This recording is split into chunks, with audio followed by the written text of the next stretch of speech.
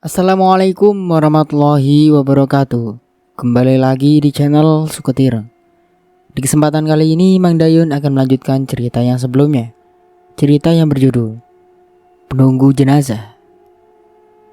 Bagaimana dan seperti apa kelanjutan ceritanya? Tentunya tak usah berlama-lama. Langsung saja kita masuk ke ceritanya. Wajah-wajah pucat dan layu di sekelilingnya seketika berubah cerah. Meskipun enggan, mereka kemudian bersedia mengangkat mayat yang sudah tidak karuan bentuknya itu, menggotongnya beramai-ramai ke jalan dan kemudian masukkannya ke dalam peti mati di bak kereta Kurdi. Penunggu jenazah itu meludah berkali-kali dengan pandangan tidak senang melihat peti matinya diisi oleh mayat Kisanja. Perasaan tidak senang itu dalam hati kecilnya bercampur baur dengan perasaan cemas yang tidak berujung akal. Pandangan mata dari mayat itu tidak lepas dari benaknya, seolah-olah sepasang mata yang terbuka lebar di wajahnya pucat serta rusak itu berusaha menembus papan penutup peti mati, berusaha menjilati sekujur tubuh Kurdi yang sudah naik ke tempat duduk kereta. Kurdi merasa kuduknya bergidik, seolah ada yang mencakar. Jari jemari yang mencengkeram, keras, kuku serta dingin. Ia belum pernah secemas ini menghadapi mayat seseorang. Tak peduli orang itu seorang haji atau seorang pemuja setan. Ia coba menenteramkan hatinya dengan ingatan bahwa ia merasa tidak ada hubungan apa-apa dengan Kisanja. Tidak pernah berbuat sesuatu yang melukai hati dukun itu semasa hidupnya. Diamlah baik-baik di tempatmu, kini berbaring. Kurdi menoleh ke arah penutup peti mati sebelum menggerakkan keretanya meninggalkan tempat itu. Aku tahu mau mengantarmu pulang. Mana gratis. Ia tersenyum sendiri, lantas mulai memecut kuda. Binatang itu menggerakkan kedua kaki depannya dengan serempak. Kereta bagai teronjang, kemudian berlari tanpa tergesa-gesa. Di sampingnya, sang anjing mengikuti dengan enggan. Lolongannya sudah tidak terdengar lagi. Lidah tak lagi terjulur. Demikian pula dengan ekor. Kini mengibas-ibas ke kiri ke kanan. Kerumunan orang-orang yang mereka tinggalkan tidak beranjak dari tempat masing-masing berdiri terpaku. Makhluk-makhluk yang berlari jauh itu tetap ganjil di mata mereka. Sebuah kereta tua dengan peti mati berisi mayat. Seorang laki-laki bermuka tirus dan pucat di tempat duduk. Kuda yang mendengus-dengus serta anjing bermata kemerah-merahan. Penduduk desa itu memang membenci mayat yang terbaring dalam peti mati. Namun itu tidak berarti bahwa mereka semua menyukai orang yang dikenal di sentro daerah itu sebagai penunggu jenazah. Konon, jenazah-jenazah orang-orang yang mati penasaran itu bukan pekerjaan yang enak untuk dipegang dan bukan jabatan yang mudah memperolehnya. Kurdi itu senantiasa bergaul dengan mayat dan mayat senantiasa bergaul dengan setan. Bukankah tidak mungkin Kurdi sendiri dalam tugasnya sering juga melakukan hubungan dengan setan? Dan setan memang tengah merajalela di kepala Kurdi. Setan kantuk, saking tidak tahan. Di kaki sebuah bukit kereta ia hentikan. Setelah memandang acuh tak acuh ke arah peti mati, ia meloncat turun dari tempat duduk. Kereta ia tinggalkan di pinggir jalan dan membiarkan kudanya yang seluruh tubuhnya sudah basah oleh peluh, merumput di antara semak belukar. Kurdi berjalan ke bawah sebuah pohon yang berdaun rimbun, diiringi oleh anjing kesayangannya. Waktu Kurdi merebahkan tubuh di rumputan, anjing itu menjilati tangannya. Kurdi menepiskan mulut binatang itu. Terdengar lolongan kecil yang sayup-sayup dan sinar mata merah kemerahan. Di bawah kelopak berbulu hitam, legam itu memperhatikan perasaan hatinya kepada Kurdi. Apa yang kau khawatirkan? Rungut Kurdi pada anjingnya. Dan acuh tak acuh mengatupkan kelopak matanya. Dedaunnya rimbun. Rumput yang sejuk dan angin yang berembus dari pegunungan membuat Kurdi sehingga ia terlelap dalam seketika. Ia tidur dengan nyenyak, tidak peduli pada waktu, tidak peduli pada rintihan anjing, serta dengus-dengus resah dari sang kuda. Tidak peduli pada matahari yang tak lama kemudian tergelincir di ufuk barat. Malam telah jatuh. Bersamaan dengan itu, tutup peti mati pelan-pelan bergeser terbuka. Tiada suara apapun yang terdengar waktu tutup peti mati itu bergeser ke samping. Perlahan sekali, Kuda yang berdiri tak jauh di depan kereta mengangkat kepalanya sedikit. Matanya berkilat-kilat memandang ke arah peti mati yang tutupnya bergeser semakin lebar. Binatang itu mengangkat kepalanya lebih tinggi. Dengan bibir-bibirnya yang tebal terenganga memperlihatkan gigi-gigi panjang, besar-besar dan kuning. Rupanya kuda itu ingin meringkik, namun yang keluar dari mulutnya hanya hendusan halus mata. Lambungnya kembang kempis dengan hebat pertanda betapa ia tersiksa oleh keadaan itu. Binatang itu kemudian menoleh ke arah tuannya yang berbaring di bawah pohon. Dalam kegelapan, Kurdi tampak seperti seonggok kayu mati. Hanya suara dengkurnya yang jelas terdengar memecah kesepian di kaki bukit itu, yang memberi petunjuk bahwa si penunggu jenazah masih hidup padanya. Tutup peti itu bergeser semakin lebar. Kemudian sebuah tangan tanpa menjulur keluar, pucat bagai kapas, seakan meraup angin malam yang berembus enggan. Tangan itu menggapai tapi tutup peti mati, menggerakkannya lebih cepat sampai benar-benar menganga lebar. Dengan sedikit dorongan, tutup peti itu terjatuh ke samping. Terdengar suara berderak yang lembut. Di bawah naungan dedaunan pohon yang rimbun, Kurdi menggeliat. Mulutnya berkecap-kecip, tidak menentu. Menggeliat lagi lalu diam tidak bergerak-gerak. Suara dengkur kembali menggema mengisi kesepian malam.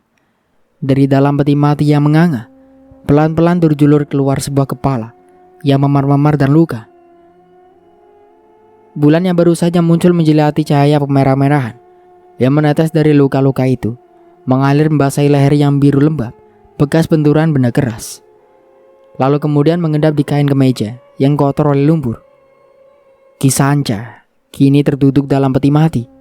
Sepasang matanya mengedip berkali-kali. Mata itu ia seka dengan tangannya, menghilangkan rasa perih. Kemudian ia seka juga darah yang menetes dari dahinya. Bergumam setengah marah lantas memandang berkeliling.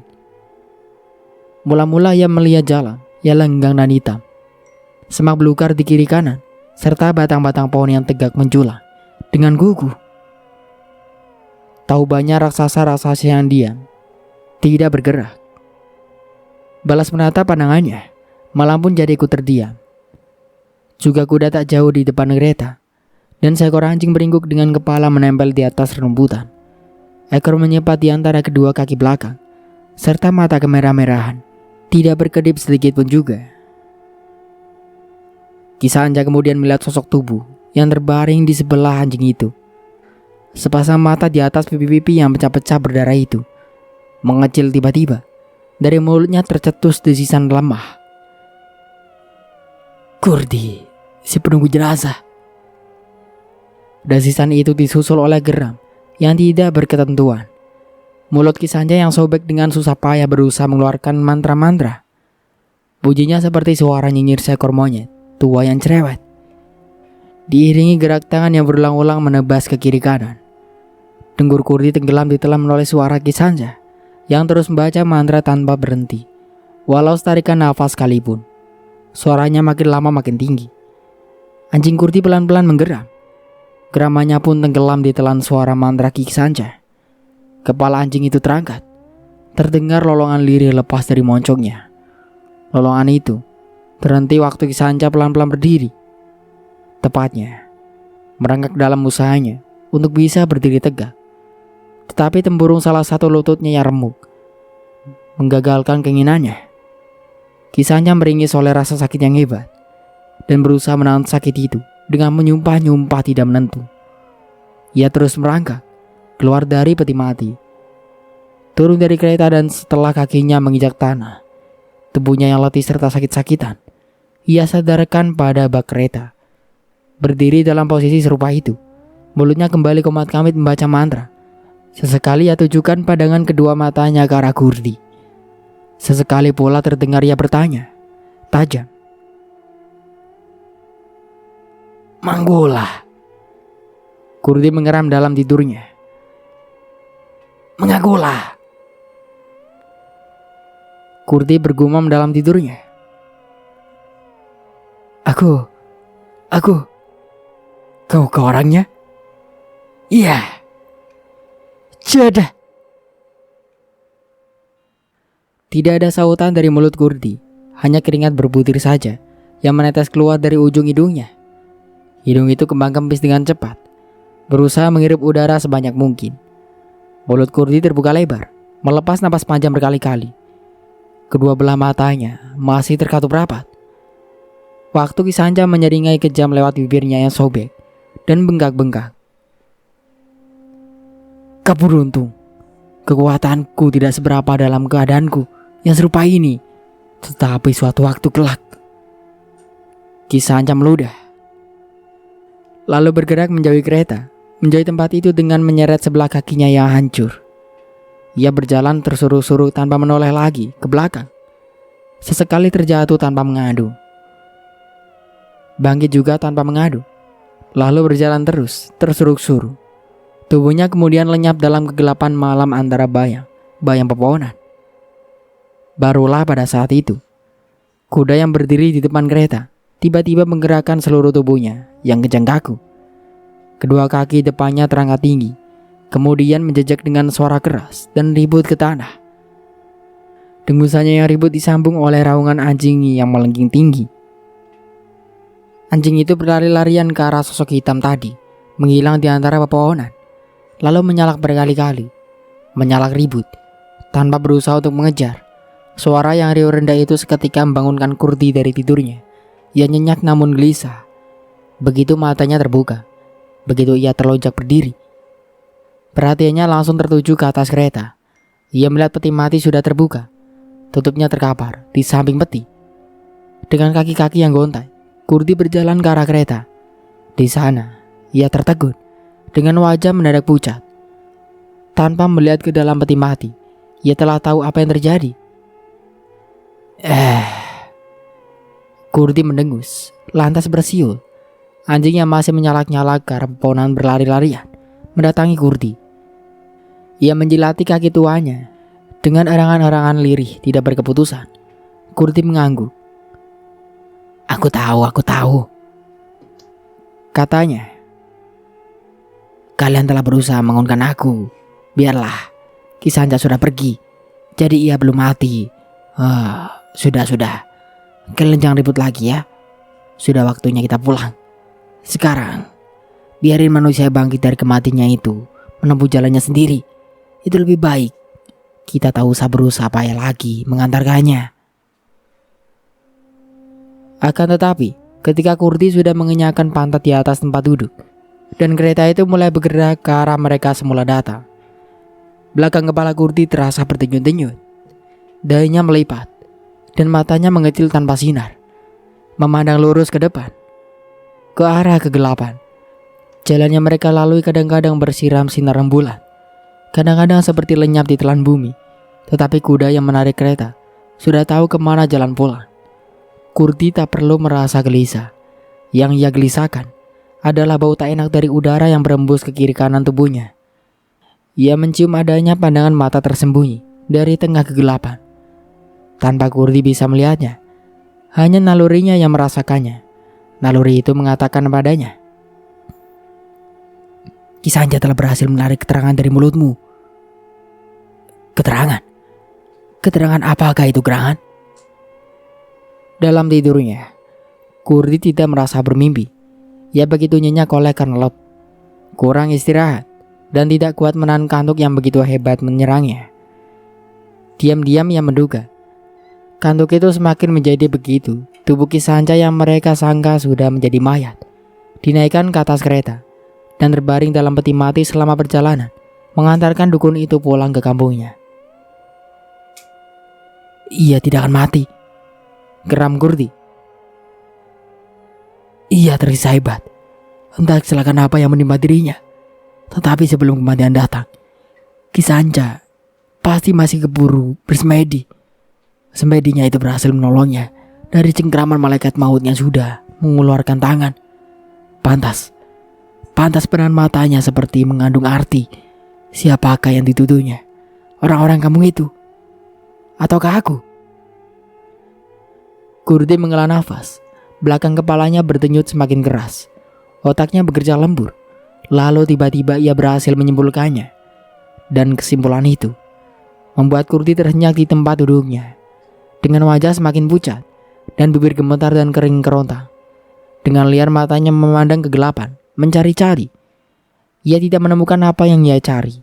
Otaknya yang masih kerja lembur memberikan kesimpulan kedua. Kurdi menyeringai, kecut. Bahaya, itu tidak akan muncul sekarang, gumamnya sendirian. Kalau Ki Sanja mau, ia bisa mencelakakan aku selagi tidur. Terkutuk, mengapa sebelum rebah di bawah pohon itu aku lupa membaca mantra-mantra penjaga diri. Di tempatnya begitu sepi dan nyaman, masih juga berembus angin jahat. Salahku sendiri, tidak memperhitungkan kemungkinan Ki Sanja belum mati. Ia sentak kali kekang. Bentaknya. Malam seperti berderak, dan roda-roda kereta ikut bergerak. Menjelang subuh, Ki Sanja tiba di rumahnya. Istrinya yang membuka pintu untuknya. Perempuan setengah baya itu menjerit lirih waktu melihat sosok tubuh mengerikan yang terhuyung-huyung jatuh ke arahnya. Waktu pintu ia buka, kalau tidak mengenali pakaian suaminya yang sudah robek-robek, dikotori lumpur bercampur darah itu. Tentulah ia sudah meninggalkan pintu depan dan menghambur masuk kembali ke kamar tidurnya, bergulung di bawah selimut. Ki, jeritnya, lalu membungkuk untuk memeriksa tubuh itu. Ki, apa yang terjadi denganmu, Ki? Apa, Ki? Apa? Dengan air mata bercucuran, si perempuan menyeret tubuh suaminya ke kamar, membaringkannya di atas tempat tidur dan dengan ribut menangis di samping tempat tidur itu. Mulut Ki Sanja yang sobek mengeluarkan suara tersendat-sendat. Ambilkan ramuan-ramuan itu. Jangan cuma menangis. Cepat. Yang disuruh cepat-cepat berdiri, cepat-cepat pula berlari keluar. Masuk ke sebuah kamar lain yang terkunci. Ia ribut mencari anak kunci, membongkar isi lemari, menggapai-gapai ke bagian atas bandul pintu dan jendela, meraba-raba dalam rak. Sampai akhirnya ia berlarian lagi ke kamar tidur untuk menanyakan di mana suaminya menyimpan anak kunci. Bodoh, rungut Ki Sanja. Ludahi saja pintu itu. Si istri berlari lagi keluar. Ia ludahi pintu berkali-kali. Setelah itu daun pintu ia dorong demikian keras sampai terembas membuka. Berdebam bunyi daun pintu menghantam dinding. Si perempuan menerobos masuk. Dalam jilatan lampu minyak, matanya mengitari ruang sempit dan berbau pengap itu. Sebuah meja yang di atasnya terletak baskom, panci-panci berisi darah yang sudah dibekukan. Golok berkilat-kilat terselip di antara tumpukan tulang belulang manusia. Kemudian sekeranjang rempah-rempah di bawah meja. Ia raup sebagian rempah-rempah itu, memasukkan ke baskom yang kemudian dicampurkannya dengan segumpal darah diisi air gentong, kemudian membawakannya ke kamar tidur.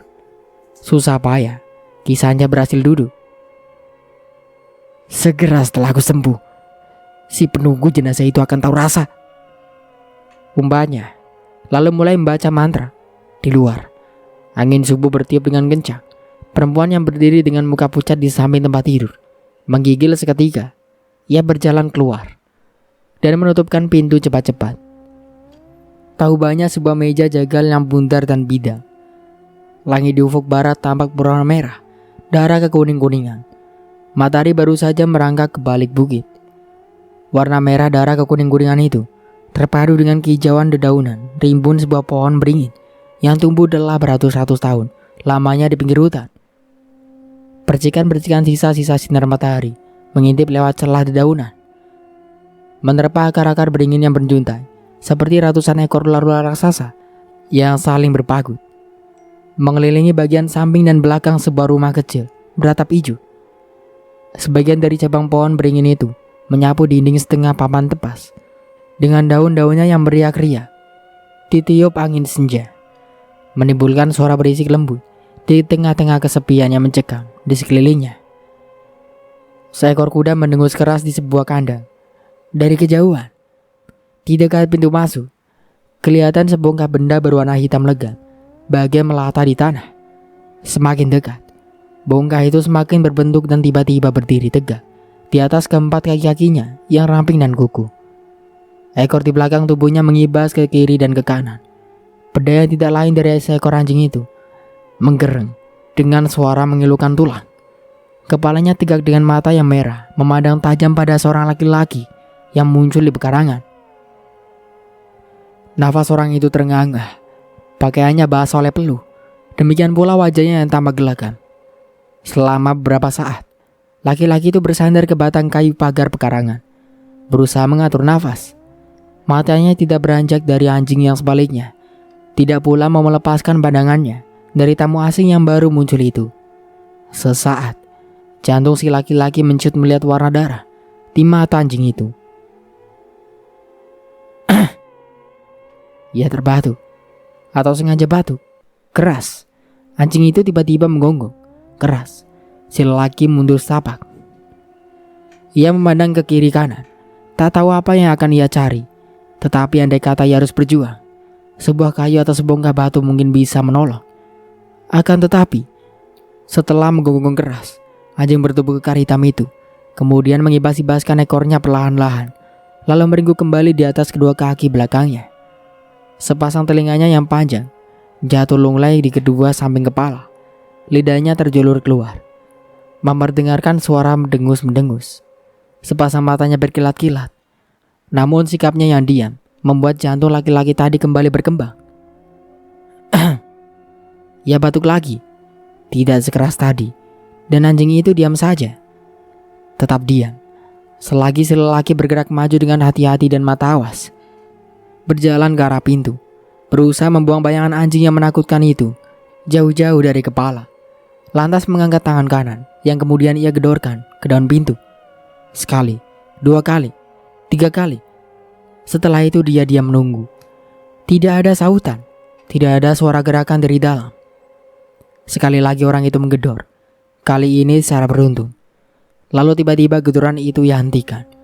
Anjing hitam yang dari tadi duduk meringkuk diam-diam, mulai melolong, nyaring, lengking dan panjang. Lelaki itu mundur dari pintu dengan bulu kuduk bergidik. Untung senja begitu redup. Kalau tidak, ia lebih suka terpencil dengan makhluk-makhluk menakutkan itu. Lolongan anjing memantul sampai ke dalam rumah. Suasana lengang di dalam pelan-pelan diisi oleh suara bergerit yang lembut. Sebuah peti mati yang terletak di tengah-tengah ruangan. Bagian atasnya bergerak terbuka. Dari dalamnya bangkit seorang laki-laki setengah baya dengan wajah pucat dan mata kecil berkilat-kilat. Kumisnya yang besar bergerak sedikit waktu yang menguap. Meregangkan otot-otot lalu berdiri. Setelah berada di luar peti mati, ia tutupkan kembali bagian atas peti itu, lalu berjalan terseok-seok ke arah pintu. Geturan tadi sudah tidak terdengar lagi, namun lolongan anjing itu semakin lirih juga di telinga. Ia bergumam sendiri, lalu membuka pintu, melebarkannya. Laki-laki yang masih berpeluh wajahnya itu sesaat termangu memandangi tuan rumah. Lalu di saat berikutnya, dan bibirnya yang pucat terdengar suara menggelegar. Pak Kurdi? Syukurlah Bapak ada di rumah. Jauh-jauh saya datang hanya dengan bekal seperti harapan saja. Kami dengar Pak Kurdi amat sibuk akhir-akhir ini. Biasanya ada orang lagi yang sudah putus asa menghadapi hidup ini. Sang tamu tersenyum. Ia heran tidak dipersilakan masuk, tetapi ia merasa itu lebih baik. Karena sekilas lewat Pak Kurdi, ia lihat ruangan yang lenggang itu hanya diisi oleh sebuah peti mati.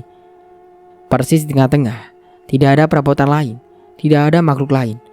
Entah, di balik sebuah pintu kecil yang tertutup, tak jauh dari peti mati itu terletak. Bukan sebuah ruangan yang menyenangkan untuk duduk sebagai tamu yang dihormati. Pelan-pelan ia bergumam. Yang ini bukan karena putus asa Pak Kurdi. Oh, merasa ia ditunggu untuk menjelaskan sendiri. Lelaki itu melanjutkannya. Nyai Ija mati setelah melahirkan. Nyai Ija? Bapak kenal? Tidak. Diam setelah itu, kaku, di luar pintu. Anjing tadi menggereng lirih. Dengus kuda terdengar memecah di samping rumah. Dari arah kandang, hanya ketiga makhluk itu saja yang berdiam di pinggir hutan ini. Terpencil dari kampung-kampung lainnya, maupun dari kehidupan orang-orang sekitarnya. Seekor anjing, seekor kuda, seseorang penunggu jenazah, ditambah sebuah kereta, dan sebuah peti mati. Mual perut mengingatnya. Lebih-lebih melihat betapa rumah di mana semua itu berada terletak di bawah pohon beringin yang sudah ratusan tahun umurnya. "Kampung Bapak?" tanya Kurdi tiba-tiba setelah melihat tamunya berdiam diri saja dengan sikap kaku. "Cikadut." "Oh, cuma berapa kilo dari sini. Syarat-syaratnya." Orang itu membuka sebuah keranjang yang dari tadi ia kepit di bawah ketiaknya.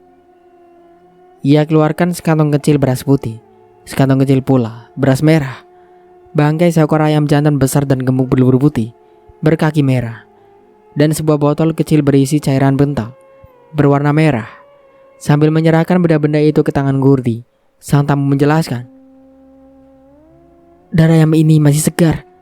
Saya tidak memotongnya di rumah, melainkan tadi di tengah perjalanan." "Lebih baik begitu," rungut Kurdi, setengah ramah, setengah enggan. "Syukurlah kalian tahu, aku tidak suka menyembelih makhluk hidup. Jadi di kampung Cikadut, dan perempuan itu bernama Ija, sanak keluargamu?" Bukan, Nyai Ija tak punya sanak keluarga. Maksud saya, tidak. Setelah ia ditinggal mati suaminya beberapa bulan yang lalu." "Lantas?" "Sebelum meninggal, Nyai Ija sempat berpesan ia ingin dikuburkan berdampingan dengan kuburan suaminya." "Tempatnya?" "Justru itu, tak seorang pun yang tahu kecuali Nyai Ija. Sayangnya ia lupa memberitahukannya saat sebelum ia mengembuskan nafas yang terakhir." "Kami sangat memerlukan bantuan Pak Kurdi." Tentu. Pulanglah. Lewat Isya, aku telah berada di sana." Ketika orang itu telah bergerak menjauh, Kurdi memanggil, Iya Pak Kurdi?" "Anaknya Ija, bagaimana keadaannya sewaktu dilahirkan?" "Mati." Kurdi menghela nafas, lantas mengangguk, patah-patah. Orang tadi menunggu sebentar, tetapi rupanya tidak ada hal lain yang ingin ditanyakan Kurdi. Setelah mengangguk sekali lagi, Kurdi kemudian menutupkan pintu. Tercenung saat di tempatnya berdiri, dengan telinga melebar cupilnya, waktu mendengar anjing di luar melolong, lirih dan panjang. Cepat-cepat Kurdi membuka pintu kembali. Ia memandang sebentar keluar. Di kejauhan, ia lihat laki-laki tadi berlari-lari kecil menuruni bukit. Mungkin orang itu tergesa-gesa, tetapi biasanya memang begitulah selalu tiap orang yang telah berkunjung ke rumahnya. Pola dengan sikap anjing baru dilempar dengan kayu, lari terbirit-birit, ketakutan. Lagi Kurdi menarik nafas. "Nasibku," gumamnya lesu. "Orang-orang membutuhkanku, tetapi tidak pernah merasa tentram berada di dekatku. Apakah aku demikian menautkan bagi mereka?" Setelah tercenung lama, dikeluarkan bangkai ayam dari dalam keranjang. Ia mengamat-amatinya saat membaca beberapa kalimat mantra dengan suara lirih, meludahi bangkai itu 3 kali, kemudian mencabuti bulunya dengan tangan yang terlatih. Maklum baru disembelih, tidak pula disepuh dengan air mendidih terlebih dahulu. Tayal, sebagian kulit bahkan sayap ayam itu ikut terlepas bersama bulu-bulunya. Bagian daging yang masih utuh kemudian dilemparkan Kurdi ke tanah. Dalam sekejap mata, anjing kesayangannya telah melompat menerkam bangkai ayam itu. Lalu dengan taring-taringnya yang tajam, diboyong ke samping rumah. Kurdi mengikuti anjing itu sampai ke kandang. Di sana, ia lemparkan bulu-bulu ayam bercampur kulit berdarah itu ke tumpukan jerami. Dengan ragus, kuda yang ada dalam kandang segera mengunyah hidangan yang pasti asing dan menjijikan buat makhluk sejenisnya yang lain. Ia memperhatikan sebentar bagaimana binatang-binatang kesayangannya bersantap dengan nikmat. Selera Kurdi ikut bangkit. Ia masuk ke dalam rumah. Setelah menutup pintu, ia berjalan melewati peti mati ke arah kamar kecil yang tertutup di dekatnya. Pintu kamar kecil ia buka dengan hati-hati. Ia masuk ke dalam, lantas menutupkan pintu di belakangnya tanpa menimbulkan suara yang sehalus apapun juga. Ia berjingkat ke atas sebuah tikar yang terhampar di lantai. Cahaya remang-remang yang masuk lewat jendela menerangi sebuah benda berwarna putih kekuning-kuningan yang terletak di atas tikar, dikelilingi oleh tanam berisi kembang serta rempah-rempah, serta beberapa buah buah yang mengepulkan asap. Bau menyan memenuhi ruangan sempit itu. Andai saja tidak berjendela, asap tentulah mengurung ruangan serta segenap isinya, menutup jalan bernapasan dengan tidak mengenal ampun. Kurdi duduk bersila memandangi benda putih kekuningan itu. Bentuknya bulat, sedikit pipi dan panjang di bagian bawah. Bagian atas sampai ke belakang, licin berkilat-kilat. Dan di bagian depan perlihatkan 2 buah lubang sebesar telur. Dan tepat di tengah-tengah sedikit di bawah antara kedua lubang itu, terdapat pula lubang lain berbentuk kerucut dengan ukurannya sedikit lebih besar. Lebih ke bawah, lubang menganga yang lebih besar memanjang ke samping kiri dan kanan. Sebuah tengkorak kepala manusia. Setelah kumat kamit sebentar, Kurdi bergumam, "Kakek, bantu aku lagi."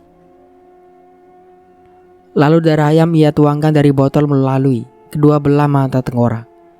Dalam sekejap, darah itu telah menguncur keluar dari lubang di mana seharusnya itu terletak, juga dari mulut tengkorak.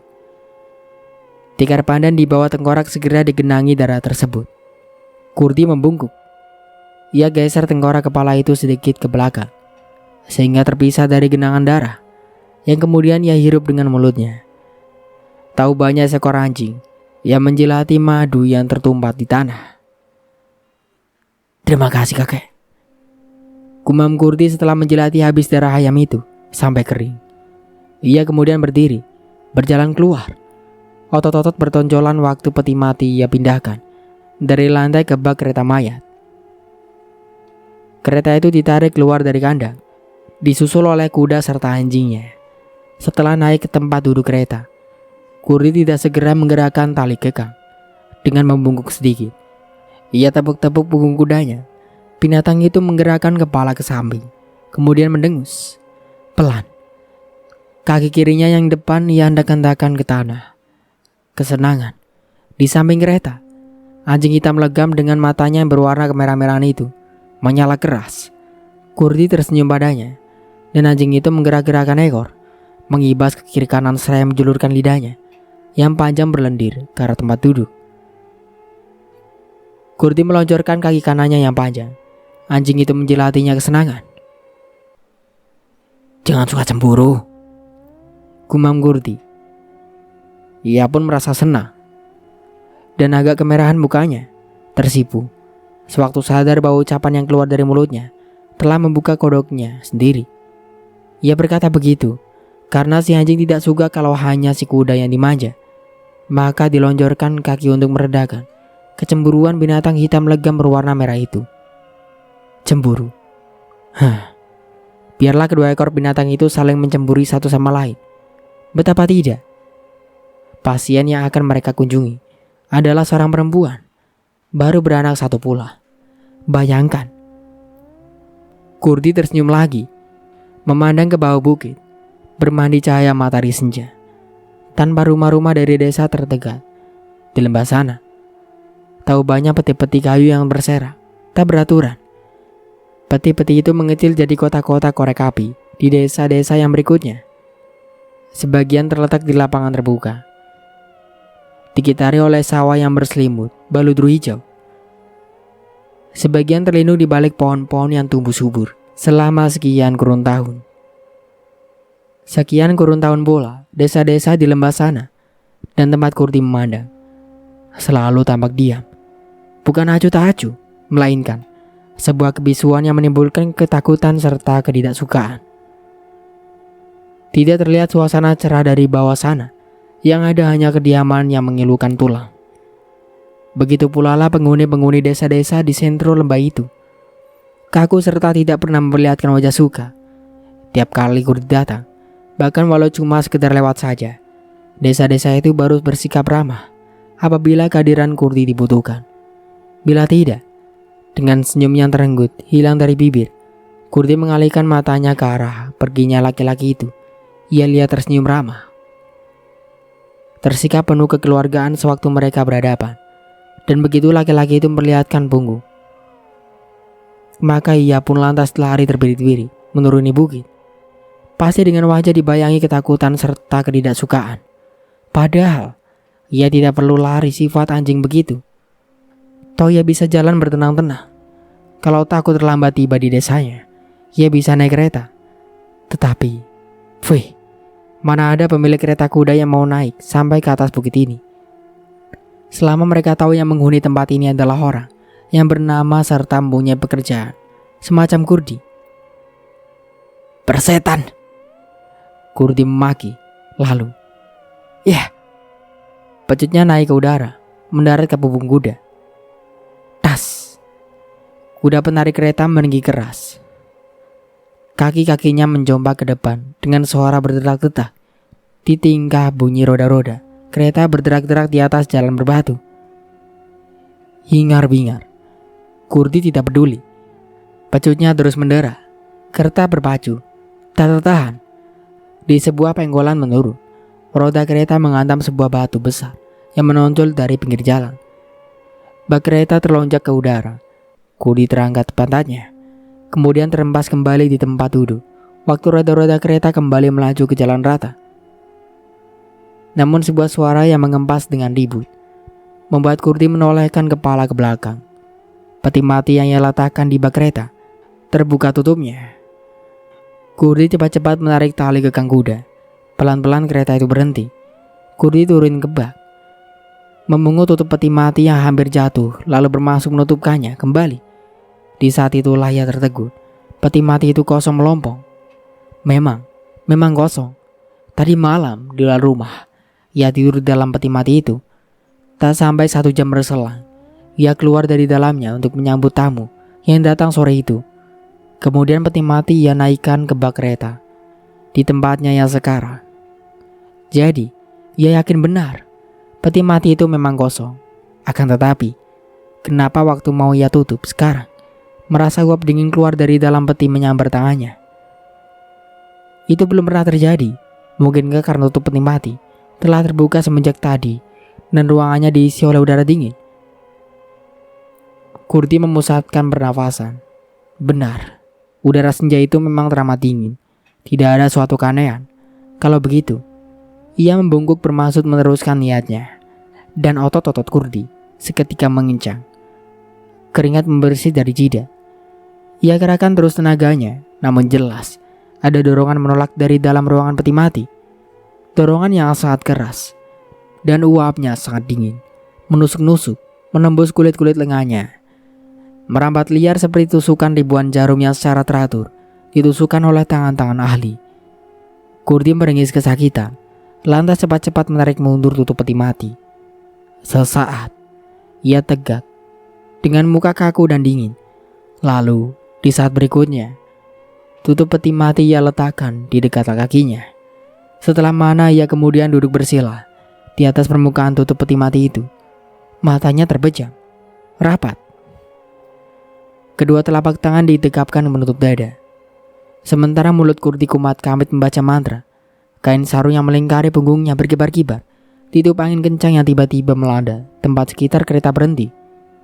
Kuda di depan berdiri kaku di atas keempat kaki-kakinya yang kokoh. Dengan kepala tegak, diam.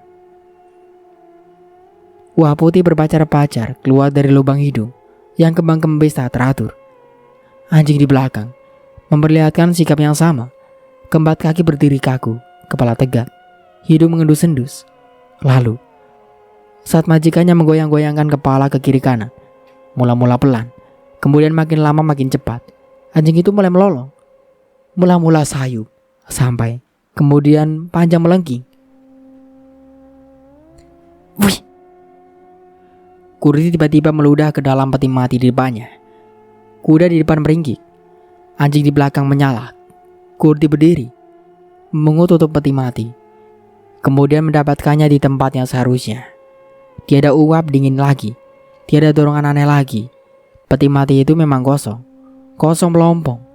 Kurdi menarik nafas panjang berulang-ulang, mengulangi ketegangan otot-otot tubuhnya. Pelan-pelan mulutnya melepas ringan lambar. Ada orang mau mengusik ketenangan kita. Ia bergumam sedikit keras. Kuda dan anjing itu sama-sama mendengus. Kurdi kembali naik ke tempat duduk kereta. lantas mulai menarik tali kekang. Iya. Roda-roda kereta mulai berputar, bergerak-gerak, pelan, lalu cepat, dan malam pun segera jatuh. Gemertak roda-roda kereta mayat itu menarik perhatian orang-orang yang sedang berada di luar rumah waktu Kurdi masuki desa yang ia tuju. Dalam jilatan lampu-lampu minyak di pintu-pintu perkarangan, gambaran kereta itu tampak amat menakutkan. Di depan, berjalan terengah-engah seekor kuda berkulit hitam yang berkilat-kilat mandi keringat. Sementara binatang sejenisnya telah pada masuk kandang karena tidak biasa keluar malam. Di atas tempat duduk kereta, tampak bayangan laki-laki berpakaian hitam dengan sarung membelit, pundak sampai sebatas pinggang. Terhenyak diam dengan wajah acuh tak acuh, serta mata yang lurus memandang ke depan. Di belakangnya, berlari-larian seekor anjing besar, juga berkulit hitam legam.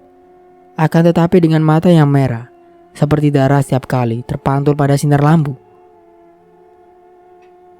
Siapa dia? Seseorang mendesah. Temannya menunjuk. Lihat saja apa yang ada di bak kereta. Kau akan tahu siapa dia. Oh, dia kasih penunggu jenazah yang tersore itu. Iya, orang misterius dengan makhluk-makhluk menakutkan sebagai teman-teman setianya. Kudengar, orang itu adalah penjelmaan setan. Hus, pelan-pelan sedikit kalau ngomong, bila ya dengar. Orang yang satunya lagi dengan tangan gemetar menarik tangan temannya agar menyingkir jauh-jauh. Gemeretak roda-roda kereta menyayung, dan bayangan tamu-tamu asing itu semakin pudar di telan malam. Hanya sesekali tampak merupakan makhluk-makhluk ganjil yang samar-samar terlihat melewati lampu demi lampu minyak di pinggir jalan.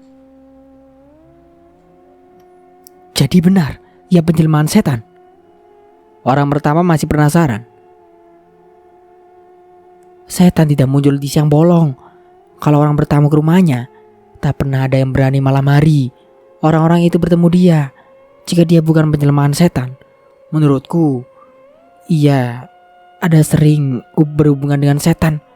Kalau tidak, tak akan ia berani bekerja sebagai penunggu mayat. Konon lagi mayat-mayat yang diakibatkan mati karena penasaran. Seperti Nyi Ija itu misalnya. Benarkah Nyi Ija akan menjelma jadi kuntilanak? Entahlah, ia mati bersama bayi yang ia lahirkan. Jadi, yang menyaut menggigil. Cepat-cepat masuk ke rumah yang mereka tuju, dan cepat-cepat pula menutupkan pintu. Di luar, angin malam mendesau-desau, keras tapi kering, mengerang-ngerang, merintih-merintih. Lirih, hanya sebuah pintu rumah yang masih terbuka di desa itu, dan hanya beberapa orang yang masih tinggal di sana. Satu dua di antaranya keluar masuk untuk mengurusi sesuatu. Tetapi semakin larut malam, semakin sedikit orang yang masih tinggal. Satu persatu mereka kembali ke rumahnya masing-masing, cepat-cepat menutup pintu. Mungkin cepat-cepat pula menggulung diri di bawah selimut. Biarpun yakin sampai pagi esoknya, mata tidak akan sudi terpejam. Kurdi menghentikan kereta di perjalanan rumah yang pintunya masih terbuka itu. Seorang menyongsong keluar waktu ia turun. Setelah melihat siapa tamu yang datang, orang yang baru keluar dari rumah sesaat tertegun. Lalu, Pak Kurdi, sapanya. Orang itu mendekat untuk lebih seksama mengenali tamu desanya. Mulutnya melepas sebuah senyuman, tampak amat ramah dan senang ditetangi. Tetapi mata Kurdi yang awas menangkap bayangan yang sebaliknya di mata orang itu. Gambaran curiga, takut, dan tidak senang. Selalu begitu, dan selalu pula Kurdi harus menyabarkan diri. Sudah kodratnya untuk bekerja seperti apa yang segera harus ia laksanakan. Setelah sekilas melirik ke arah peti mati di bak kereta, orang tadi bergumam. Masuklah Pak Kurdi, kami sudah lama menunggu. Maaf, ada gangguan di jalan, sehingga aku terlambat. Pokoknya Pak Kurdi datang. Ucapan terakhir itu bernada senang. Tentu saja, pikir Kurdi. Dengan kehadiranku, orang itu tidak lagi harus duduk diam-diam di samping mayat yang mati karena melahirkan. Orang ini takut mayat itu bangkit, lalu mencekik lehernya seraya tertawa mengiki. Wah, boleh minta beras putih? Orang tadi yang sedang memperhatikan kuda serta anjing Kurdi terjengah. "Iya Pak Kurdi." "Beras putih." "Oh, ada di dalam. Mari masuk, nanti akan..." "Ambilkan sekarang saja." Tak masuk dulu." Kurdi tak menjawab. Dan orang itu tahu ia tidak akan memperoleh jawaban lisan, karena mata Kurdi yang mengecil memandang dengan dingin ke arahnya. Mata yang sangat pucat, sehingga mengingatkan orang itu pada mata Nyi Ija yang terbaring diam di ruang tengah rumah. Dalam satu olah nafas, ia telah membalikkan tubuh lalu bergegas masuk ke dalam rumah. Terdengar suara bisik-bisik di dalam, diikuti suara berbisik orang-orang sedang sibuk. Kurdi tak peduli, ia tengadah menatap langit kelam, digantungi mendung-mendung hitam. Tiada sekelip bintang pun, yang tampak hanya rembulan yang berwajah pucat, mengintip dengan enggan dari awan pekat yang berarah ke arah utara. Pantas desa ini sepi. Hujan akan turun, pasti. Yang tidak pasti, hanya bahwa malam ini desa itu akan diganggu oleh makhluk bernama kuntilanak. Biarpun kehadiran kuntilanak itu belum bisa dipastikan, mereka toh lebih baik mengunci pintu rumahnya masing-masing daripada memberanikan diri keluar rumah dan tiba-tiba sesosok tubuh sudah berdiri di samping Kurdi. Desa nafas orang itu menyadarkan Kurdi. Ia melepas nafas panjang, kemudian bertanya, "Mana?" Orang itu menyodorkan sebuah baskom berisi penuh dengan beras putih. Kurdi tersenyum kecil. "Tidak perlu sebanyak ini." Lantas ia comot beberapa butir beras dari baskom, didekatkan ke mulutnya yang kemat kamit membaca mantra. Ia memerlukan hanya beberapa detik untuk melakukan itu. Setelah ia semburkan dengan sedikit ludah, butir-butir putih itu ia taburkan satu persatu, mengelilingi rumah dengan jarak masing-masing 1 tombak. Waktu ia mengakhiri putaran mengelilingi rumah dan tiba di depan kembali, orang tadi masih berdiri termangu-mangu. Ia memegang baskom berisi beras putih dengan tangan terangkat. Sikapnya tetap seperti menyodorkan benda tersebut seperti tadi. "Hei!" tegur Kurdi seraya menyentuh baunya. Orang itu tersentak kaget. Hampir saja baskom jatuh dari tangannya. Tetapi tak urung beberapa jumput beras ikut tertumpah. "Iya Pak Kurdi?" tanyanya gagap. Gak apa-apa. Mari kita masuk sekarang." Kurdi berjalan duluan. Orang itu mengikuti kemudian. Wajahnya pucat dan tubuhnya masih gemetar. Berkecamuk pikiran di benaknya. Betapa tidak, begitu butir beras pertama jatuh ke tanah dari tangan Kurdi, ia merasa sekujur tubuhnya dingin dan kaku. Semula ia kira karena pengaruh udara malam, tetapi ketika ia mau menggerakkan kaki, ternyata kakinya terpaku di tanah. Demikian dengan kedua tangannya, ia sadar penunggu jenazah itu berkeliling rumah menaburkan putih beras. Akan tetapi ia tidak dapat menggerakkan leher untuk bisa melihat dengan mata kepalanya. Yang ia tahu hanyalah tiba-tiba baunya disentuh oleh Kurdi, dan segala kejadian ganjil yang menjalari dirinya seketika menghilang. Karena tak kuat menahan hati, ia bertanya takut-takut, "Apa yang Mbak Kurdi lakukan tadi?" "Menaburkan beras," jawab Kurdi tenang-tenang saja. "Untuk apa?" "Di jalan tadi ada yang mengusikku. Di sini aku tak mau diusik lagi. Kalau diusik, tidak saja pekerjaanku gagal, akan tetapi juga keselamatanku bisa terancam." Oh, itukah mayatnya?" Kurdi menunjuk pada sosok tubuh yang ditutupi kain selendang batik. Terbujur di atas permadani, kecil dengan rajutan-rajutan warna yang semarak. Satu-satunya orang yang ada di ruangan itu, selain Kurdi dan laki-laki yang menyongsongnya, hanyalah seorang perempuan 3/4 umur, yang duduk bersimpuh di dekat bagian kaki mayat. Kepalanya tegak waktu Kurdi masuk. Mulutnya yang keriput mencoba mengeluarkan senyum ramah, namun ia gagal. Karena kesedihan yang terbayang di matanya telah memukul habis keinginan yang sangat berketenangan itu. "Dia Bu Enju," menjelaskan laki-laki di samping Kurdi. "Ia yang punya rumah ini. Nyi Ija indekos di sini semenjak almarhumah mula-mula datang ke desa kami." Kurdi mengangguk pada perempuan tua itu, yang dibalas dengan anggukan samar-samar, sekedar untuk basa-basi. Iya, sendirian tinggal di sini. Iya. Dan Kurdi menyidik dengan matanya ke arah laki-laki di sampingnya. Oh ya, saya lurah. Oh, Pak Lurah. Mana orang-orang lainnya? Laki-laki itu kelihatan sangat gugup. Lama baru ia menjawab dengan suara terputus-putus. Mereka, bagaimana ya? Siang tadi sih banyak yang melayat, tetapi begitu matahari turun, oh ya, keamanan di desa belakangan ini kurang terjamin, maka lumrah kalau mereka cepat-cepat menutup pintu. Kurdi tertawa kecil. Ia tahu laki-laki itu berdosa, maka ia menyeletuk seenaknya. Taman kok malah muji diri, bukan berjaga-jaga.